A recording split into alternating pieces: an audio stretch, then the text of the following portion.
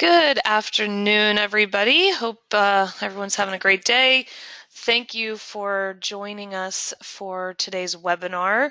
We're really excited to share with you all some information about our newest product, the Forecast. Again, appreciate everybody being in here. Just a couple housekeeping items. We are recording this, so we'll have this up on our website later today. So if you need to hop off early or you've got a colleague that should listen in on this, they can definitely check that recording out later. We do have the option for you all to type in questions, so feel free throughout the presentation to send those questions over to us. I'll be keeping an eye on them, and I'll get them asked to Gary as it makes sense. And of course, we'll have some time at the end for some more Q&A as well. So keep that in mind. And I just always like to point out on these, we are doing this live. So if we run into any technical issues with audio or internet or anything, just bear with us. We'll try and get it fixed up as quickly as we can. But just kind of one of those things I like to put out there as a warning. So with that, I think it's time to just dive right in here. I'm going to share the screen over to you, Gary. Thanks, And Maureen. we'll get started. Thank you. I'll give you my screen here. Let me know when you see me. Yep. Got me? We're seeing it. Yep. All right. All right. Perfect. Well, welcome everybody. Thanks for taking time out of your day and joining us today for this webinar about the forecast. I want to just start a little bit with UE systems and our sensors, because it's kind of important for us to build up the case of how we ended up and how we got here. So I like to start with what do we have, what do we currently do in permanent sensing? We have a sensor we call the 750, the UltraTrack 750. It's an analog sensor. Then we have this RAD sensor, which is primarily used for people connecting up to the ultra probes, but now they also connect up to the forecast. Now we have this forecast, which is an Ethernet-based system that connects up using the RAD sensors. We have two other permanent installed devices. One we call the ECM, or electrical cabinet monitor. It's an airborne device meant to be mounted inside electrical cabinets and then monitor the signal for any activity in there. And then the 586, which is an analog sensor similar to the 750, a couple little changes, but very similar to the 750 in terms of use and operation. So let me start with the 750 sensor. It's very simple sensor, not a lot to it. It mounts up really easily and just similar like all of our other permanent sensors using a mounting system. We just supply power and then monitor the increase or the decrease over time. I'll show you a quick example of that so we can see what it's doing. But it's a stainless steel housing. There's a picture of one that's kind of blown up. That one's not mounted. You can see there's a magnet down the mount just for the photo we did on that. But essentially it's stainless steel. You just thread it down onto the mounting surface and run the cable back to a control center. These are usually used where people have a PLC they want to connect them to. They do mount very simply. They're very rugged. The stainless steel housing stuff makes them very rugged. The cable's one piece. They've got pretty good ingress protection from water and the likes. So how do we mount it? All of our sensors use this same stud mounting kit. And essentially there's this click bond, we call it. And there's the three images over there on the right, but you prepare the surface, you got to remove the paint or get the dirt and the grease off. We mix epoxy that comes in the kit, and it's got one of those, I guess, lollipop sticks that you mix it together with. Put some of that down on there. The metal studs and the plates in the middle of this, you apply a little of the surface, press this mounting kit over the top until it's down around the edge of it. That plastic keeps it in place while it hardens. Give it 10 to 15 minutes, break away that plastic, and you're left with this stud you can see right there on that bottom one, and you're ready to go. Now the feedback we get from the field is that these stud mounting kits work extremely well, and people seem to be really happy with them. So now we got it mounted. Let's talk about the wiring real quick on the 750 sensor. It's actually got 7 wires, but for the most part, people just need to use 4 of them. There's the power supply, and then the blue wire, which we just hook up to the power supply to have it full sensitivity. Our brown and our black go to the ground side, and all we do is monitor that power supply for how much current it's drawing, and it's got a 4 to 20 current loop power draw. And so somewhere between that 4 and 20 is the full range of the sensor, which is roughly 40 dB. So if 0 was, or 4 milliamps was a 0 decibel reading, 5 milliamps would be like 2.5 dBs, and 6 milliamps would be like 5. So if you're just monitoring a rise and you're using our guidelines for bearings, 3 milliamps increase is going to somewhere close to our 8 dB rise. And if you start to get a 6 milliamp rise, it's close to our alarm level 2, which is a 16 dB rise. So there's a lot more about these we can talk about. I thought I'd just give you a brief view on those. Then we've got these RAS sensors in the switch box. There's a little photo of it there, but let's just take a little closer look. This is RAS sensor, smaller than the 750. It attaches exactly the same way. We mount that stud kit, and here you can see the stud attached underneath there. This one connects up via a BNC cable. We bring it back here to the bottom on the switch box. We can take anywhere from 4 to 8 those things. The cable on the front here connects to the ultra probe, and we just switch through the points. Now, we're seeing an awful lot of these things go into play where we have limited access for whatever reasons, guarding of machinery, the equipment's out of the way, can't get to it while it's running, safety concerns, people are putting in that RAS switch and they can use their existing ultra probe, the RAS sensor, and use the switch box. They can come back and get readings with their ultra probes as they like. Or if you don't want to use a switch box, if you got some place you can connect that cable directly up to the end of the ultra probe. It's got the special module in the front there, connect up, take your reading, and you're ready to go.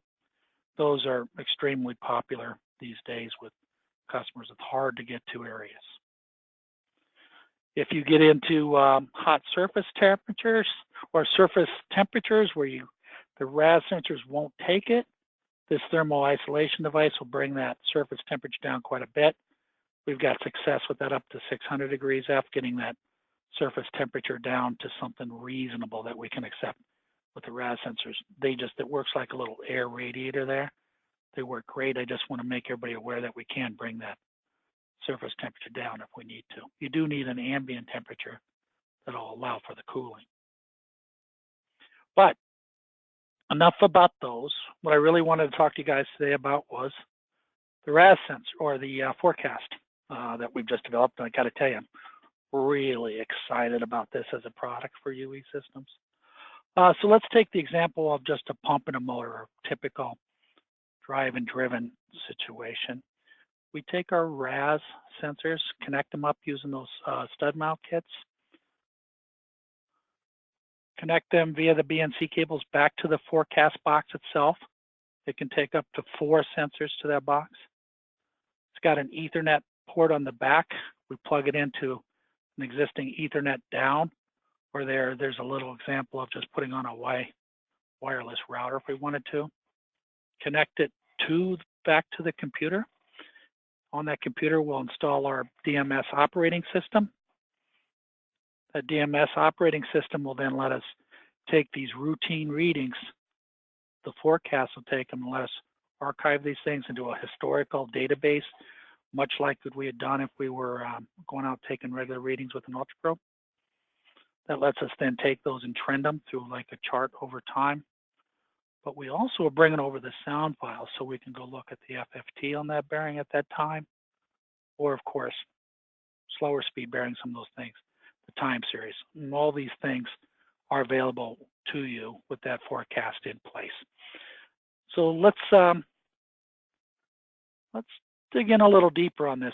See, it's a stainless steel housing and 4 input as you see there on the front of that thing.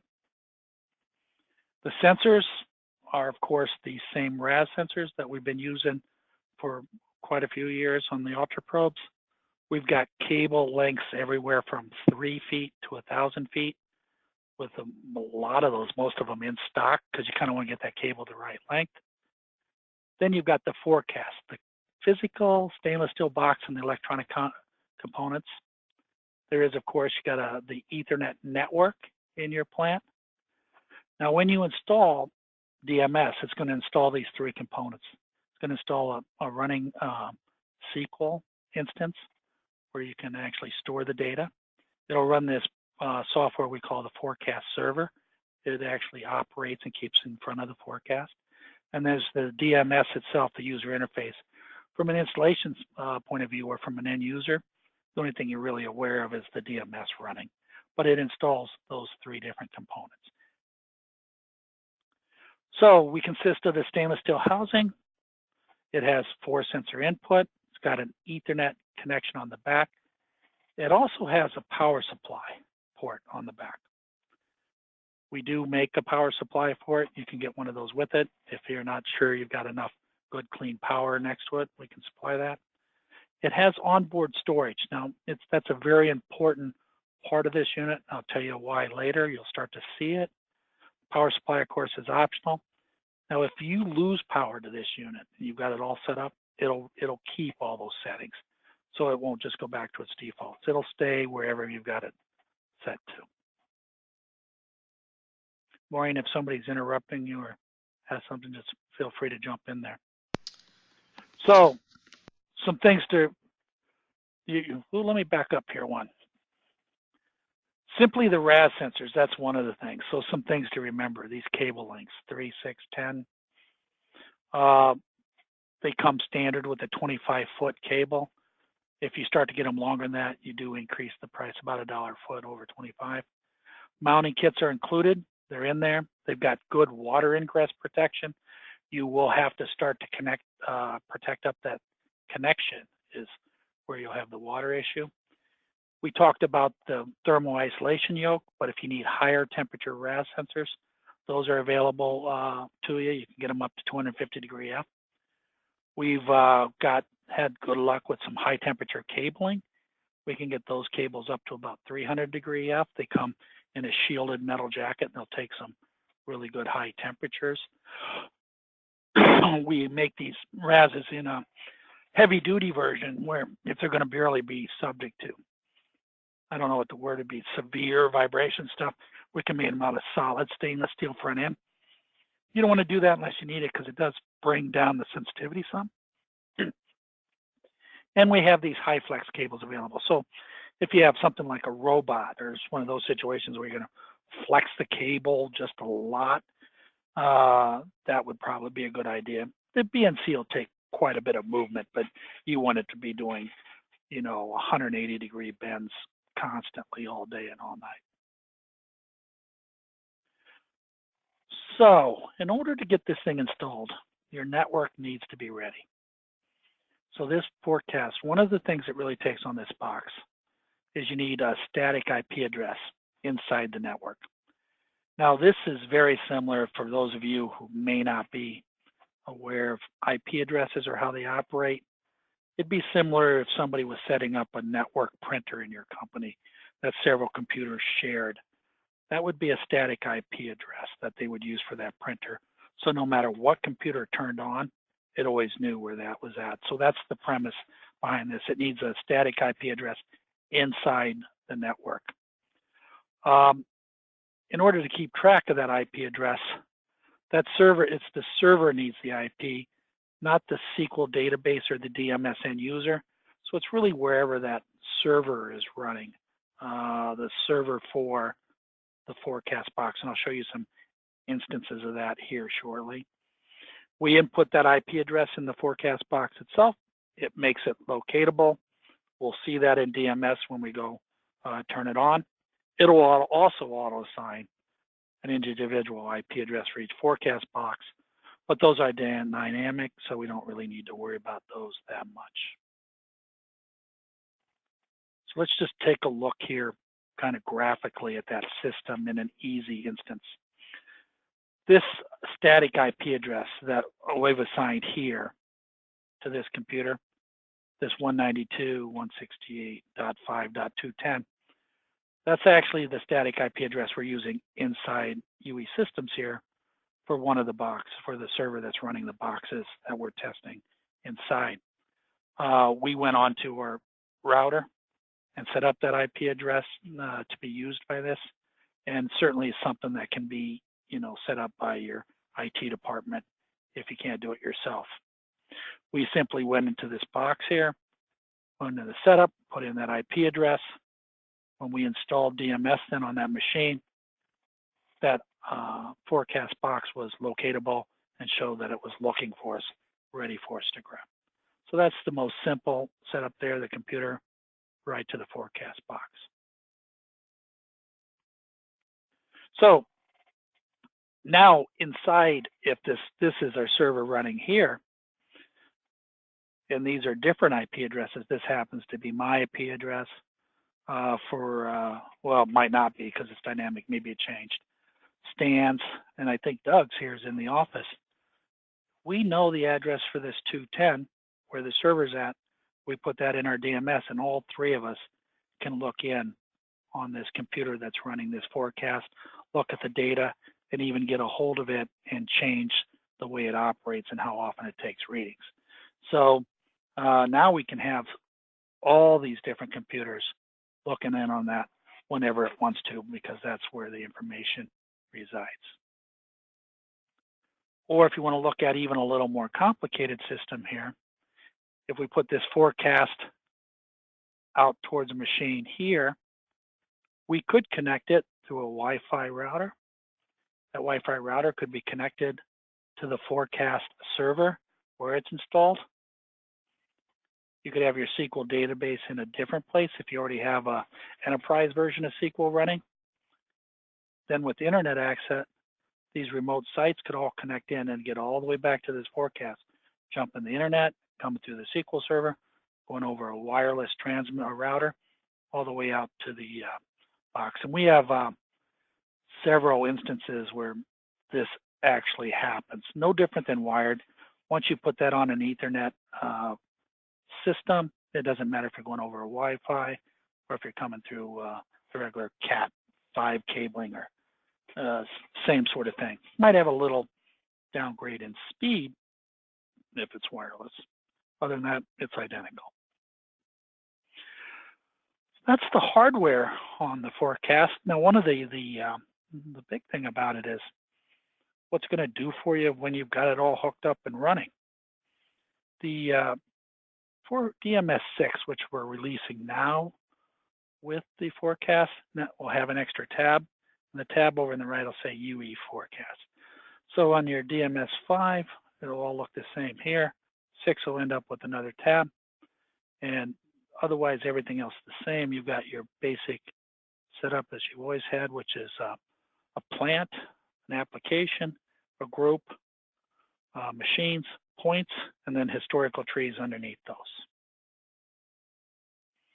When we press on that forecast over there, that button on that back one over here, we activate this button here.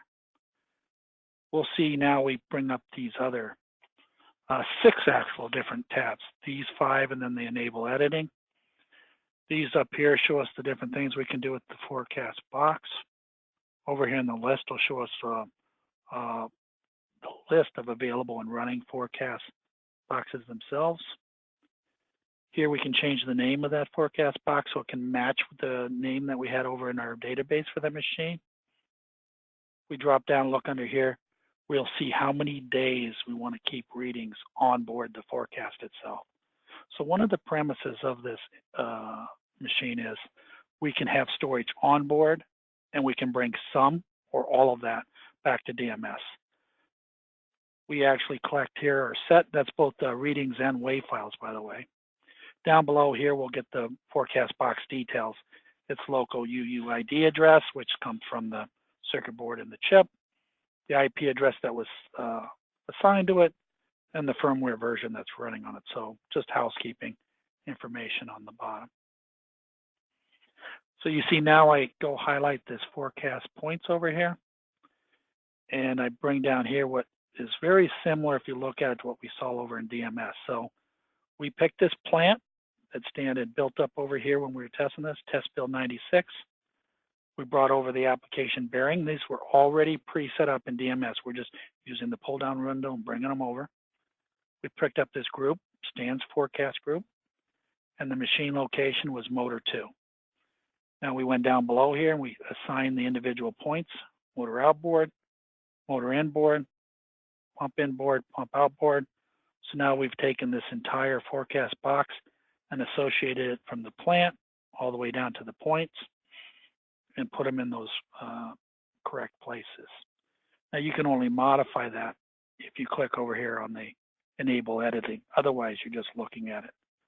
The last thing you'll see on the bottom down here, we also give you the ability, as well as scheduling these different times where you're going to get a reading and or wave file. We give you the ability to just go get them right now, if you like, either individually one at a time or all four, if that's what you want to do. So now let's look at the sensor setup. On the sensor setup, this top one here will give us the sensor signal strength. This will be very similar to what you'd see on the back of an ultra probe if you're operating the LED bar graph display. It'll tell you how far you are within range.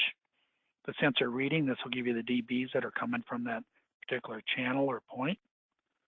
We give you the ability here to put a sensor offset in there. So if you had a machine that you'd been doing routes with an Ultra Probe 15 and you've got a couple years of history and you want to just maintain that same baseline, but the stethoscope module isn't going to give you the same contact surface of this permanent sensor, so you might have to put in a dB offset to make it match, and then it just keep on trending like you always did.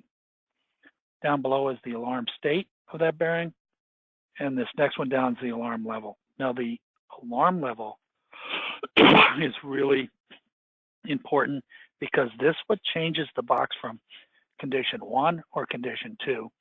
And when we go into the reading schedule and the wave file schedule, we can set up different rates at which it will gather readings and wave files based upon what state it's in. Right below that, on all 4 channels, we got this ability to set up auto sensitivity. For those of you who have used the Ultra Probes, we all know that to get a good sound file that's great for analysis, we need to have it on the quieter side audibly. We want to be down in the bottom third of this range of this sensor. And so we can set that also auto sensitivity to make it happen. We give it a bandwidth down there. So you could traditionally try to keep it somewhere between 30% of full signal and 10% of full signal. And if the bearing starts to grow in noise because you're getting defects, it'll just slowly bring that sensitivity down so that you can get nice, good sound files. Down below, you'll see we can hit the start button here, and this will run this sensor live. I'll show you an example of that when we're done going through the settings on it here. So next over, we've got this thing called the reading schedules. So on this top, for example, I just got, this is on board the forecast box itself. Let's say I wanted to store reading every 4 days. I take one reading. But now I want to send a DMS one reading every 30 days, just to archive it for historical purposes. So over a year's period of time, I just have 12 readings in my DMS, but I'd have a lot more than that on board the forecast itself. Down below that, I get the storage interval when it's an alarm. So maybe I want to change that to 1 every day when it's an alarm, or say even 1 every hour while it's an alarm. The other thing that we can do down here is just like if you think about a security camera. You know, we've all watched this on CSI where, you know, they roll up to the deli that just got robbed. And they say, we want to go look at your security footage. So here we're able to bring the readings before the alarm and send them over to DMS, and we can specify the number. So we can say, let's bring over 10 readings before it went to alarm to see if we were heading towards there. We can pick out the time when we started going that direction. Secondly, we can continue to take more readings, how many while it's in alarm, and then readings after alarm it brings over. And those are adjustable by the user. You just change the bottom to hit set. It changes the readings for that sensor to whatever you put it there. The idea behind this being if something went into alarm and back out, you'd have a concentrated amount of information during that period of interest. I like to use that analogy of the deli because if there was something, the window got broke, they can go look at all the events leading up to it, during, and then after for a while. And of course, down here, if you get settings you like, we can just hit apply to all. It'll populate all 4 sensors, so you don't have to retype it all. And then you have to just set to activate these. They're just preferenced here up in the software. Once you hit the set, it sends it over to the forecast, and they're off and running. So let's look at the WAV file schedules. Same sort of thing. Store 1 WAV file every day. Every 30 days, send 1 over to DMS. However, you can change that interval here when you go into alarm. And you can do a number of them leading to the alarm, during, and after. So if you wanted to look at the bearing, if you could slowly see a defect that didn't have much to it as it built into it, would be the idea behind that. On the WAV files, we can also down below here adjust how long a WAV files we're going to capture. We got a normal record time that we're just doing on the normal storage up here. We can have it be a longer storage or a shorter one if we like. When it's an alarm, I would imagine normally longer, so we can do more analysis on it. Or we can have a separate time for manual starting of WAV file. So if you had a machine that you're going to operate through a full range of motion, you can set that much longer. Go to the back where I'm showing you on the UE points where you just get WAV file now, start it, run your machine, and grab a sound file for the enabled time or for the entire time that machine going through its cycle. Like a robot, if it had to run through a full cycle and it took you a minute to do that, you'd set that to 60 seconds. Of course, over here, these things are just showing examples. They're a little grayed. You have to enable editing before you adjust those. Otherwise, you're just looking at these because you can have several people looking in at this or lots of people looking in all at the same time. So I showed you before in the back, this is one of them actually was running, showing the signal strength a little larger, so it makes a lot more sense. The dB level underneath it here, and this being in the alarm state that they were. So I just zoomed in on that field so you could just see them operating. It's in there running live. This dB updates about every second, so it's close enough to real time for our purposes. Over here, you can see that we've got this signal is a little strong. It's running up there at 18 decibels. It's about 50% of signal strength.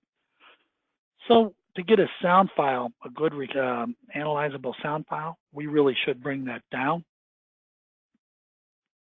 If we move this down here to 30, if we triggered onto the auto sensitivity, if it was over 30, bring it down, and under 10 up, we would see that it would reduce that sensitivity to bring it in range.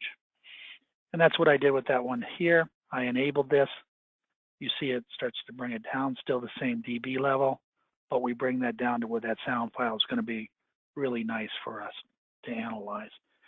Give us real nice, good, clean looking spectrums that make sense to us. So if we went into alarm state, I intentionally here threw this one into alarm.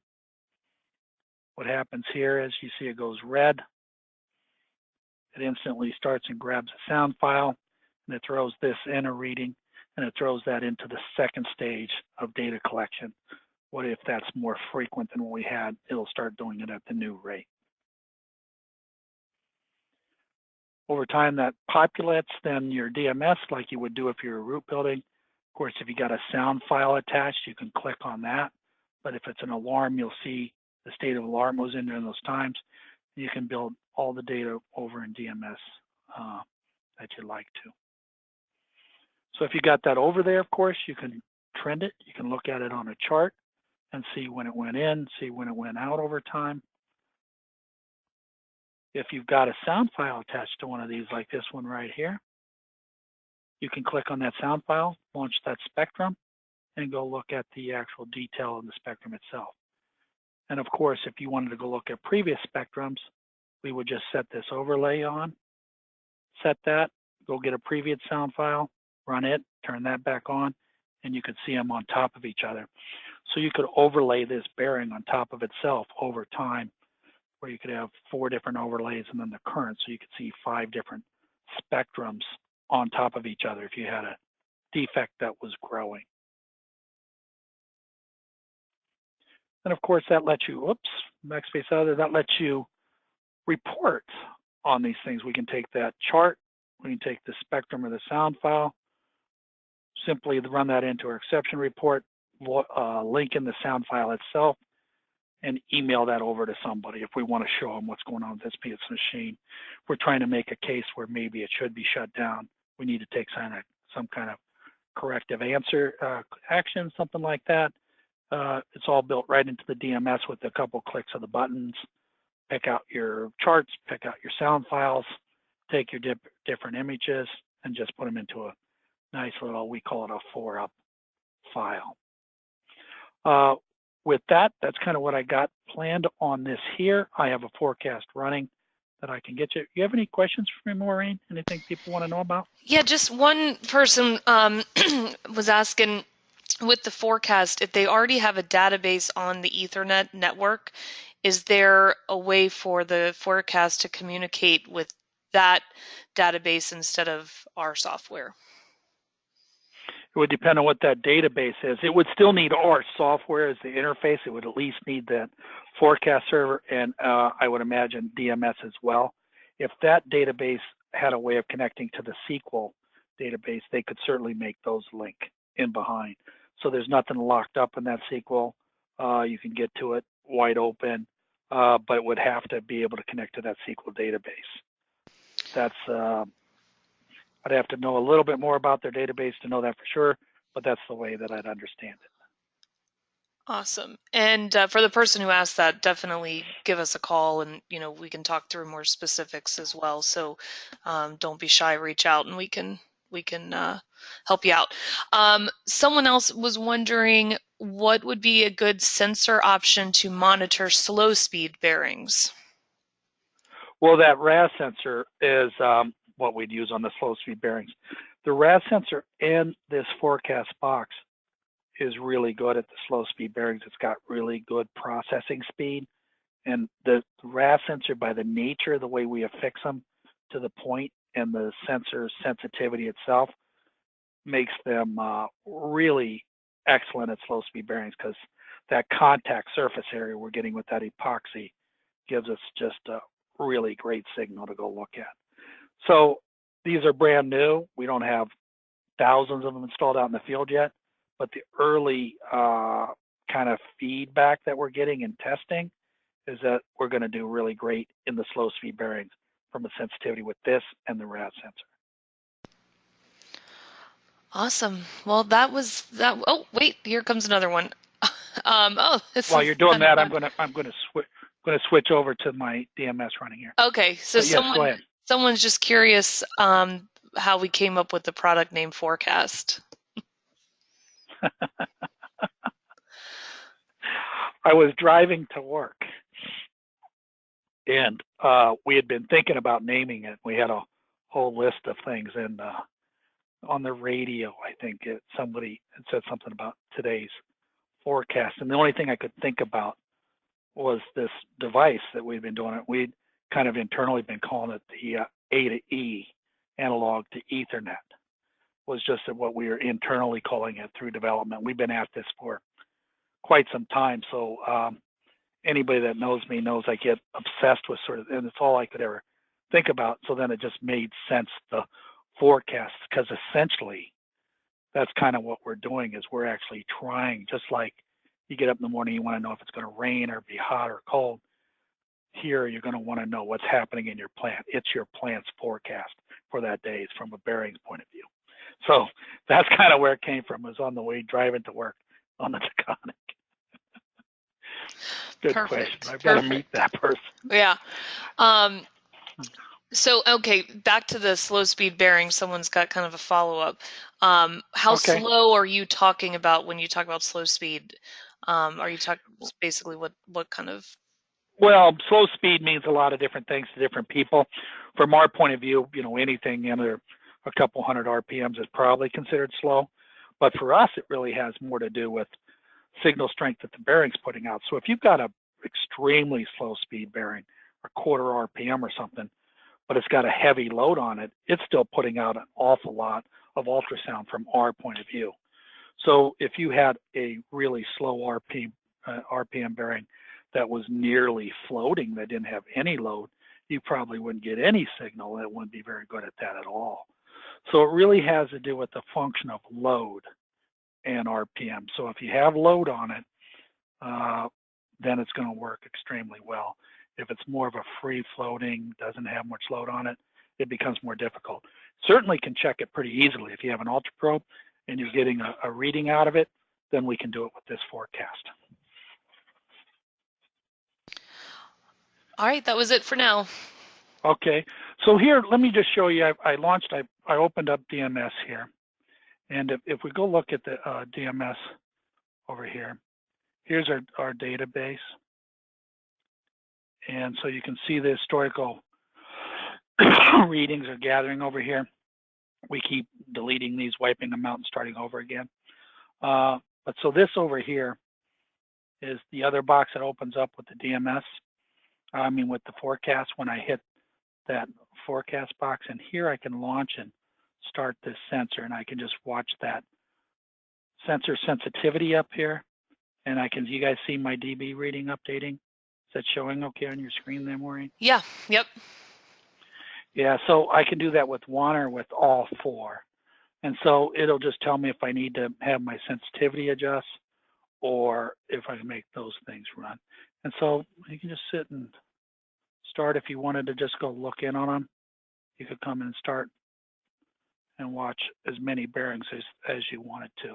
Make sure they were in the sensitivity range you wanted.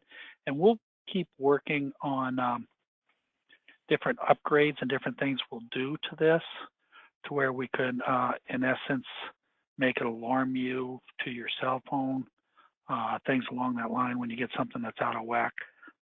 We want to get control over the forecast software, make sure we've got it operating without any flaws, and we'll keep working on the different enhancements that we can do to it. So you'll see over here on this one right now, this thing is set up to bring a reading over every day. Or to store one on board every day. It's bringing one every 3 days. Bringing one over to DMS. And on the WAV file, same thing, 1 and 3. But if we went back here, if you wanted to see what happens here, if you went to get a reading now, it'll show you got a recording in progress. It'll make you wait. You see the microphone showed up here. Next to that, it's got one going right at the moment. And now it's bringing that over and storing it, and it's good to go. Now, if we went back to our DMS, whoops, I didn't go back to DMS, I went back to my PowerPoint. We'll see we just picked up a new reading in a sound file at 1:37, which our time here was just a few minutes ago. This one here is brand new. And of course, you could go just hit open in on that and go listen in on that bearing that we just played or we just stored. And anybody that uses DMS 5, 6, and the likes knows you just hit that button, launches your spectralizer. This is the bearing that Stan's got out there running testing. You can see we had it set for 10 seconds, but we could change that if we wanted to. So that's the way that thing works live. So the obvious question, I guess, that comes down for people is, why the forecast? What do you want to use it for? From our point of view, we think it's a great way to alarm yourself off on bearings. The overall level's a great first indicator of something's awry. So we can just use that as a quick way to alarm it and then tell the machine to do more. We can bring sound files and readings over to give us a, an archive of them so we have an historical trend of it over time. It's pretty simple to deploy, so you're not really committing to a large architecture or software purchase. To deploy this, you can do as little as even 4 points, and just try it on some critical machineries and see if it works for you. It takes advantage of an existing Ethernet system already in your plant. So it also takes use of existing RAD sensors if you already have those installed. So if you have a RAD sensors set up with a switch box and you got a machinery that's critical enough that warrants it, you can just put in one of these forecast boxes and off you go. You can just be monitoring it all the time. So, or just have it run routes like you'd have somebody out there doing it, but choose the frequency based on condition. So you can change the frequency and make it much more often when it's in an alarm condition. All right, so the questions are kind of flying in now, so let's try and knock some of these out. All right. So let's see. Hold on real quick. All right, how does the sensitivity of the forecast compare to, for instance, they specifically were wondering the 10,000? The forecast with the RAD sensor would, generally speaking, be more sensitive than the 10,000, and it's not because of the 10,000. It has to do with the way we mount the RAD sensors. The RAD sensors, because of that, it's a bigger pad about the size of a dime, and it's hard mounted to the surface. We get a better contact, and we can get a better reading on that bearing. So it really has to do with the contact surface area. The box itself isn't any more or less sensitivity. It's identical to a 10, but the way we mount the sensors is what changes it. All right, and is 4 the max number of sensors that can be added to the system? Nope, you can just keep adding boxes. Yeah, there you go. But oh, I'm sorry, that was kind of funny. But 4 per box. So if you were going to do 8, you need 2 boxes. If you know multiples of 4, so you need to get another box for each 4. They're individual channels. They each one have their own electronics running those channels. They're doing their own heterodyning and the like. So there's quite a bit of electronics going on inside that box. Yeah. What kind of environment rating does the remote have, specifically 2G dust environment and gas and so on? Well, we don't have any gas rating, so there isn't any hazardous rating to this, but it's built to the, I think, IP65 splashdown. It won't be submerged, but it'll handle splashdown. So it's a sealed box. The connectors would have to be sealed up a little bit. So it'll take splashdown. It doesn't have any rating for explosive gases for that, but dust, the same sort of thing. It'll keep the dust out, but not for explosive dust. All right, and then the big question that several people are asking is about the cost. Well, they're free. No, and you get a forecast, and you get a forecast. Everybody gets a forecast. No, everybody. We're joking. No, so yeah, the box itself is basically $3,500, and then you got to buy the RAD sensors, which are $299 each. If you need a power supply, I forget what those are, or you can supply your own power. The software is included with it, so you don't have any licensing fees for software. That's always annoying. Well, I know whenever I have to do stuff that drives me crazy. So the software and upgrades and all that kind of stuff's included with it. Just have to buy the sensors in the box. Perfect. All right, and a couple of you, I think we'll get with you guys offline to really kind of dig in on some more of the details, like as Gary was talking about earlier with the person who had the question about the using a different software than ours and how we can make that work. So we'll do some personal follow-ups on that. Sure. And all right, great. Well, certainly, a lot of questions we already got to, but if folks, as you kind of are digesting this and thinking about it a little bit, don't hesitate to reach out to any of us here at UE Systems, and we'll get your questions answered. And we can even go over this one-on-one with you as well, and do another webinar for you, or if anybody at your facility couldn't make this today, we can definitely set these up to show you guys a little bit more about how this works. So with that, again, just a reminder, we did record this, so we'll have it up on our website later today.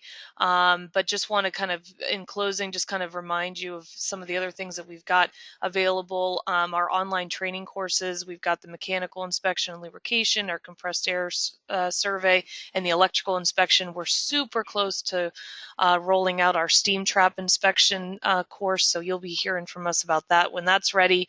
But just, really great education opportunities that you can take, whenever, wherever. So if you're interested in that, just let us know, and you can find out more information on our website.